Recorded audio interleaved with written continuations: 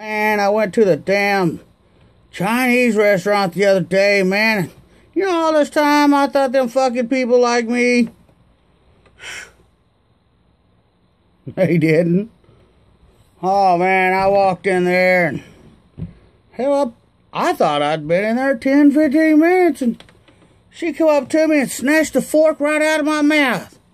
Oh, you're done. You're done here. Like, excuse me?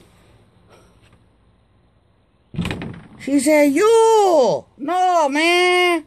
You here all day. All day. You pay more.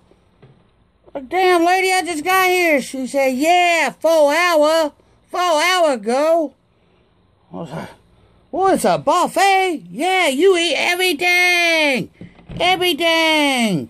I was like, well, you know, if you don't want people to eat your buffet and stay for a long time, you need to tell them. She said, I did. I put up sign. You just can't weed. You fat and stupid.